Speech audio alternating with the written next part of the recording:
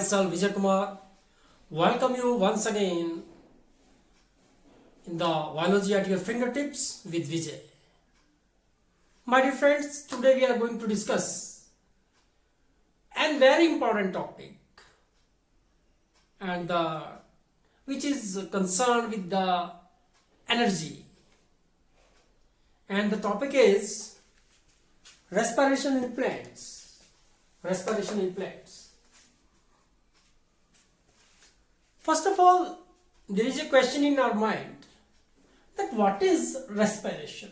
What is respiration? Respiration होता क्या है? ये सबसे बड़ी बात, ये सबसे बड़ा प्रश्न दिमाग में है कि होती क्या है रेस्पिरेशन. जैसे मैंने बोला कि आज का टॉपिक एनर्जी, एटीपी से रिलेटेड है. यही वो प्रोसेस है, it is the process by which in cells ATP is produced. ये वो प्रोसेस है जिसके द्वारा सेल्स के अंदर एनर्जी जो एटीपी के रूप में पाई जाती है, energy currency of cell is ATP, वो बनती है, लिबरेट होती है. So very simply I can say it is the process of energy liberation in cells और एनर्जी और एटीपी फॉर्मेशन इन सेल के अंदर. एट एज अ केमिकल और biochemical equation it can be written as C6H12O6. It is food, that is glucose. Photosynthesis में पढ़ा था, food in the form of carbohydrate glucose. It, in the presence of oxygen, it get broken down into 6CO2 plus 6 water, and the very important is ATP, which is the energy. तो energy liberate होता है इसमें. In all organism, whether they are prokaryotic, whether they are eukaryotic, they have the process of respiration in them. उनमें energy बनता है. Okay, ATP बनेगा. So this is the equation of respiration. ये तो एक बायोकेमिकली जो मैंने आपको बताया वो. फिजियोलॉजिकली अगर मैं आपसे बात करूं, physiologically respiration is concerned with breathing. One of the step of respiration is breathing, my dear friends. हम सांस लेते हैं, we are breathing, which is a step of respiration. All the organism, they breathe. सभी organism breathe करते हैं. आप क्या सोचते हैं, क्या प्लांट्स भी ब्रीथ करते हैं? What do you think, that the plant breathe or not? They breathe or not? Discuss करेंगे, कोई बात नहीं. एक और क्वेश्चन कि अगर सभी ऑर्गेनिज्म ब्रीथ करते हैं, then why do they breathe? Why do we or other organism they breathe? This is the question. होता क्या है ब्रीदिंग के दौरान? गैसेस एक्सचेंज होता है. हम क्या करते हैं ब्रीदिंग में? We inhale the oxygen and exhale the CO2. हम अंदर ले जाते हैं, इनहेल करते हैं ऑक्सीजन को और एक्सहेल करते हैं CO2 को, कार्बन डाइऑक्साइड को, जो अंदर बना सेल के अंदर. This equation, this chemical reaction is occurring at the level of cell. ये सेल के लेवल पे हो रहा है बेटा. तो आप समझे इस बात को. ये जो ऑक्सीजन हमने इनहेल किया, ओके, और दूसरा कंपोनेंट क्या है? पहला था ऑक्सीजन और दूसरा क्या है? Food. So it is very important that every organism they take food. Plants are autotrophic, some are autotrophic, like plants and other cyanobacteria and plants. They do the photosynthesis and manufacture their own food. For that reason, they are autotrophic. And the organism like us, animals, fungi भी बोलते हैं, they are heterotrophic because animals, including humans, we take food or we took food from plants. तो प्लेंट्स basically food को बनाते हैं, इसलिए वो autotrophic हैं और हम उनसे फूड लेते हैं, इसलिए हम लोग हेटेरोट्रॉफिक हैं। अब question is that why we eat food, हम खाना क्यों खाते हैं? Very simple, it give us energy. क्योंकि हमें भोजन से क्या मिलती है? एनर्जी मिलती है बेटा, क्लियर है? और ये बहुत जरूरी जानना है कि फूड में ये एनर्जी कहां होती है। जैसे मैंने ग्लूकोज बोला, okay, it is glucose is the food,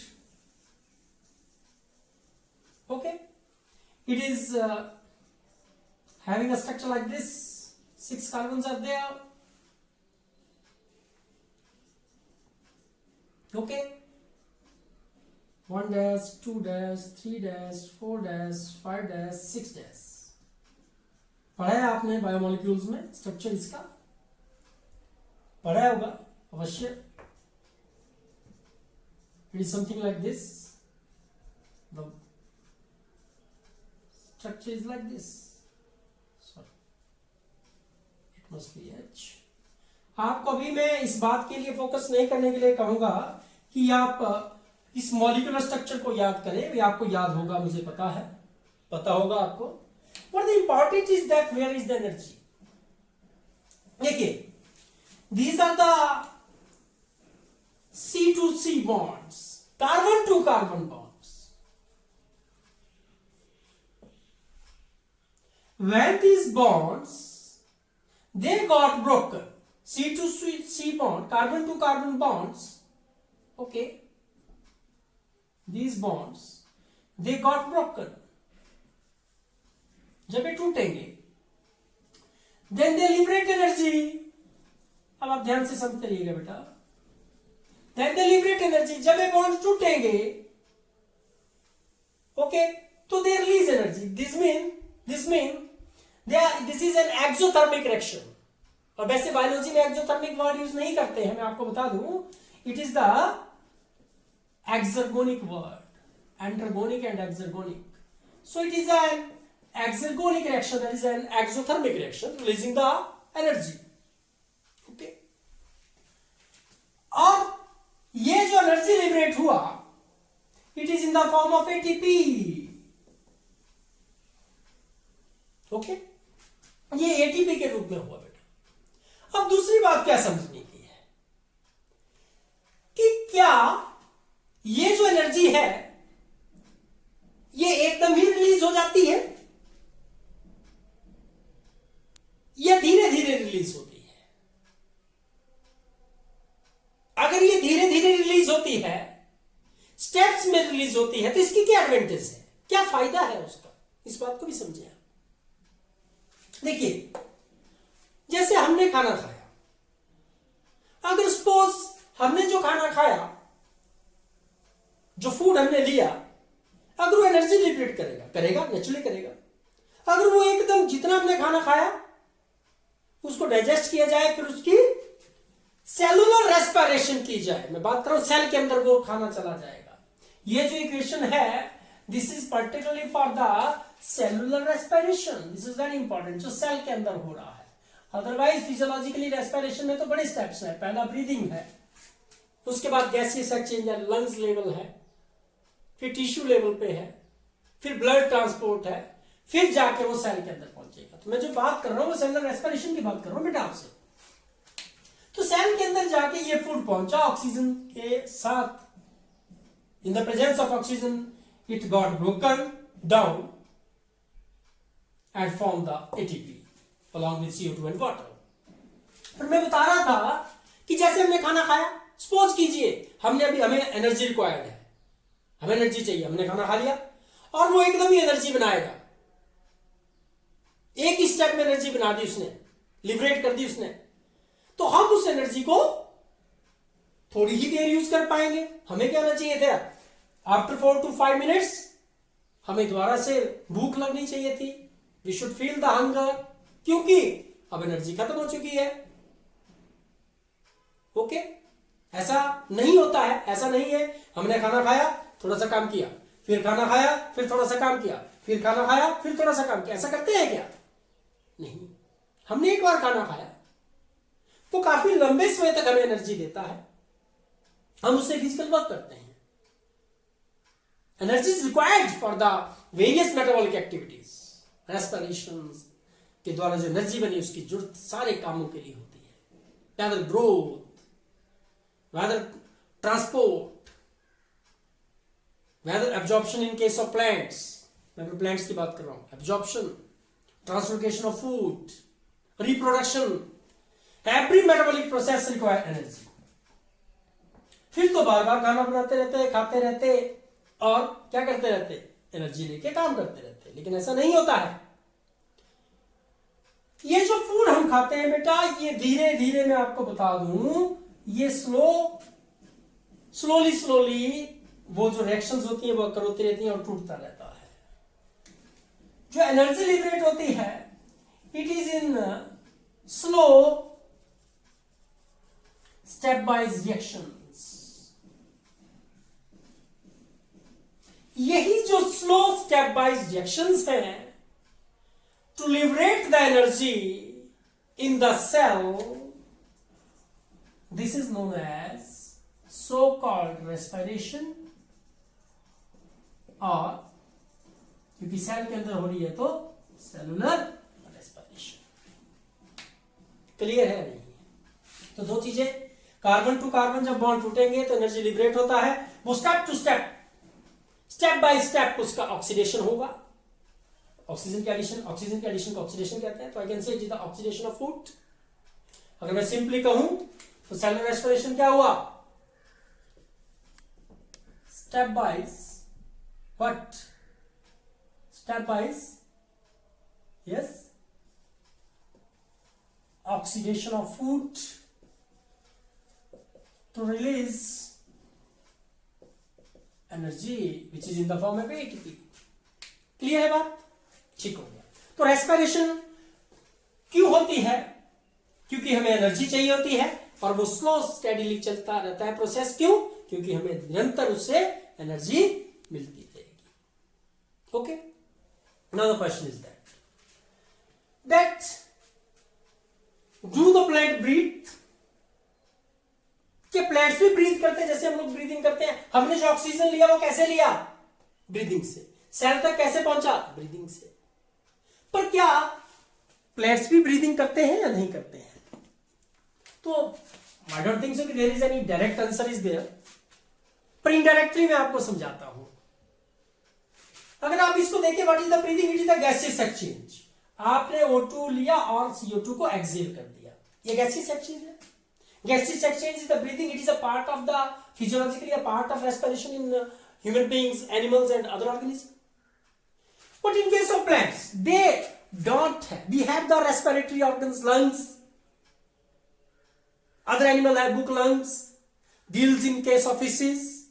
तो वहां पे स्पेशलाइज्ड ऑर्गन है, पर प्लांट्स के केस में ऐसा नहीं है। They have gaseous exchange. बिल्कुल इनमें गैसियस एक्सचेंज होता है बेटा। हमने देखा है, you have study the photosynthesis. सुने आप ध्यान से इस बात को, फोटोसिंथेसिस पढ़ा। हमने क्या देखा कि plants they take the CO2 and in turn they produce O2। Photosynthesis में CO2 लिया जाता है और O2 बाहर आता है। जिस ऑक्सीजन को हम लेते हैं ये वो ऑक्सीजन है। पर क्या प्लांट्स ने सारे की सारी ऑक्सीजन ही बाहर भेज दी? नहीं, ऐसा नहीं किया। प्लांट्स जितनी ऑक्सीजन उनको उनकी सेलुलर रेस्पिरेशन में चाहिए, आप इस बात को समझिएगा, जितनी ऑक्सीजन उनको अपनी सेलुलर रेस्पिरेशन के लिए चाहिए वो यूज कर लेते हैं और बाकी वो बाहर भेज देते हैं एनवायरनमेंट में, जिससे कि बाकी जो ऑर्गेनिज्म है उनकी लाइफ चल सके। तो हम ये देख रहे हैं कि जो प्लांट्स हैं वे अपनी गैसियस जो एक्सचेंज की जो नीड्स हैं उनको रेगुलेट कर लेते हैं। हम नहीं कर पाते हैं अपने आप में। मुझे ऑक्सीजन अगर मेरे एनवायरनमेंट में नहीं है तो मैं सांस ही नहीं ले पाऊंगा, मैं ब्रीथ नहीं कर पाऊंगा। पर प्लांट्स के साथ ये प्रॉब्लम नहीं है, वे खुद ही ऑक्सीजन बनाते हैं, जितनी उनको सेलुलर रेस्पिरेशन के लिए रिक्वायर्ड है उतनी वो यूज कर लेंगे, बाकी बाहर दे देंगे। किसके लिए? और ऑर्गेनिज्म के लिए, for the sustainability of the life of other organism on this planet earth, जीवन की निरंतरता को बनाए रखने के लिए। तो वो अपने जो रिक्वायरमेंट है उसको वो रेगुलेट करते हैं। पहली बात, क्योंकि वे अपनी गैसियस एक्सचेंज को, जो उनकी नीड है, गैसियस एक्सचेंज की नीड है, उसको रेगुलेट कर देते हैं। So they have no respiratory organs. सुनिए ध्यान से, इसलिए उनके अंदर कोई रेस्पिरेटरी स्पेशल ऑर्गन्स भी नहीं है। Clear? They don't have any special respiratory organs. और ये जो गैसियस एक्सचेंज वो कर रहे हैं, ये किसके द्वारा वे करते हैं? There are the small pores which are called stomata। और ये जो स्टोमेटा होते हैं, मैं बता दूं, इनको जरूरत ही नहीं है किसी स्पेशल ऑर्गन की। इनके जो बॉडी होती है, सरफेस है, बॉडी सरफेस है, उसमें छोटे छोटे छेद होते हैं जिन्हें आप स्टोमेटा कहते हैं। दूसरा कि जो सेल्स हैं they are in the direct contact with the environment. Leaf cell में तो बिल्कुल ही क्लियर है, लीफ सेल है, they are very in direct contact with the environment. And in case of the corky woody stem, जो old stem है, उनमें भी क्या होता है? उनमें वहां पे स्पेशल पोर्स होते हैं जिन्हें लेंटिसेल्स कहा जाता है। छेद ही होते हैं वो कॉर्क के अंदर छेद होते हैं डेड टिश्यू के ऊपर, वहां से गैसियस एक्सचेंज हो जाता है। क्योंकि वो अपनी गैसियस एक्सचेंज की जो नीड्स हैं उनको खुद रेगुलेट कर लेते हैं, क्योंकि ऑक्सीजन तो खुद ही बना रहे हैं, इसलिए उनको कोई रेस्पिरेटरी ऑर्गन की जरूरत नहीं है। They have the stomata, very simple pores for the gaseous exchange, which is a kind of the breathing, I can say it is a kind of breathing. Gaseous exchange he breathing है। और lenticels हुआ करते हैं इसके ऊपर, thick cork body stems के ऊपर। तो yes, they can breathe, they can do the gaseous exchange. Breathing is nothing but the gaseous exchange. So this is the answer for the question. The plants, they do breathe. Okay. Now I am discussing it here now. We have discussed this. What is respiration? Okay. So to release the energy, every organism breathes at cellular level. They release the energy. Then types of respiration. Majorly there are two kinds of respiration. One is aerobic, one is anaerobic. Anaerobic and aerobic. Remember, first organism on this earth, they are anaerobic. They are anaerobes. क्या बोलेंगे इनको? anaerobes बोलेंगे इनको।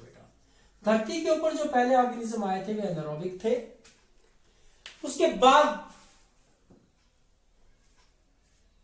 दे are the cyanobacteria, earlier one are cyanobacteria, then the cyanobacteria, मतलब the first organism on this earth, आपने पढ़ा होगा evolution में,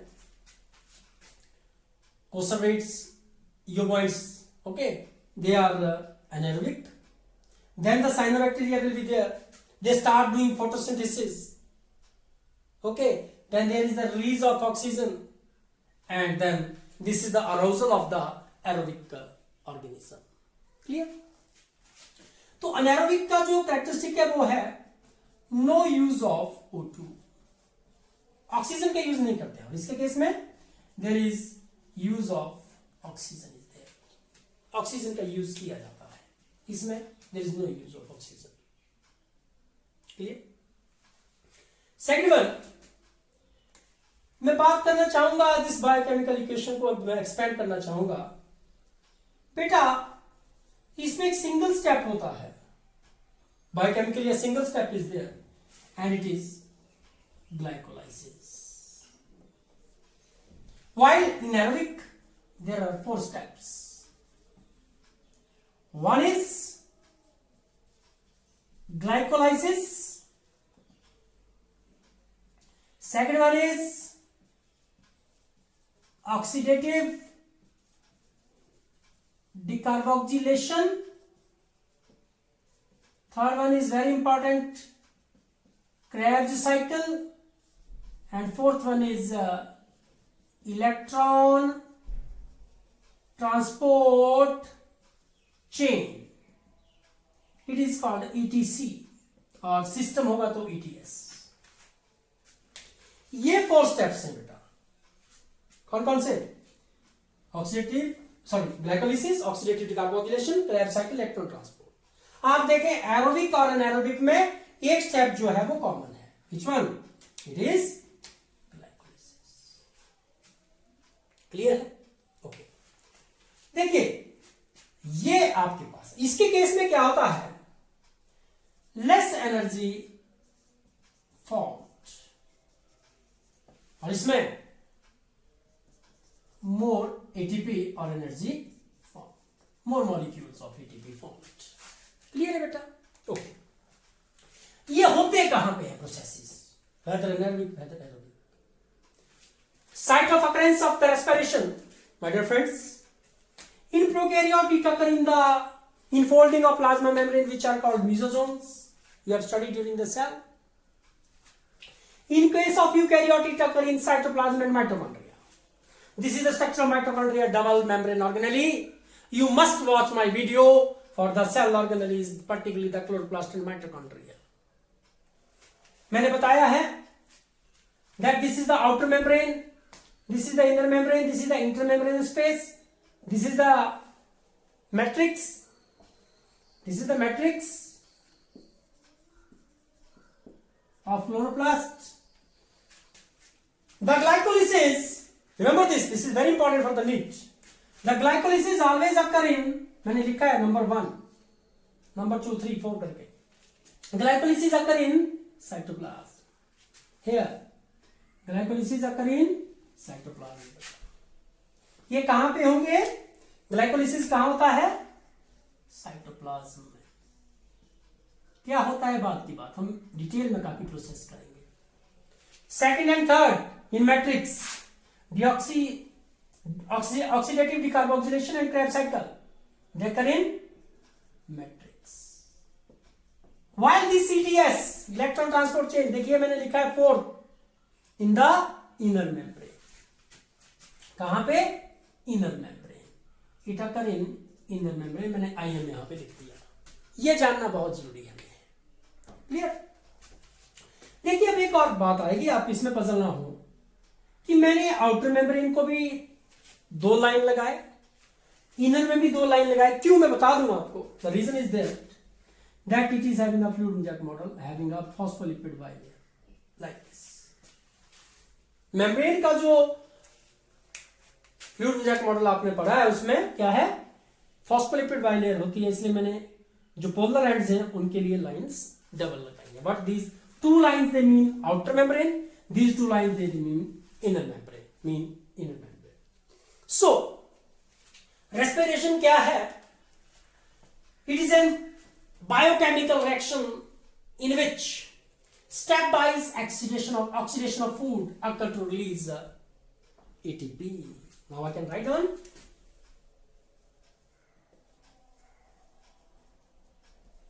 Biochemical, okay, reactions, ठीक है, biochemical stepwise oxidation, biochemical reactions or process in which stepwise oxidation of food occur to release ATP. क्यों होता है? to get the energy at cellular level. As we breathe, mean we do the gaseous exchange, the plants also do the gaseous exchange. जैसे हम breathing कर रहे हैं, gases exchange कर रहे हैं, वैसे ही प्लांट्स भी गैसेस एक्सचेंज करते हैं. प्लांट्स के अंदर कोई खास जो रेस्पिरेटरी ऑर्गन है वो क्यों नहीं होता है? पहला तो ये क्योंकि वो अपनी जो गैसेस एक्सचेंज की रिक्वायरमेंट है उसे अपने आप ही अपनी लेवल पे पूरा कर लेते हैं. और दूसरा, they have the very small pores over the body, specially जो उसके ऑर्गन्स हैं, यंग ग्रीन ऑर्गन्स हैं, उन पे स्टोमेटास बिल्कुल सरफेस की तरफ को होते हैं. These pores are called stomatas. और ये जो पोर है गैसेस एक्सचेंज करते हैं.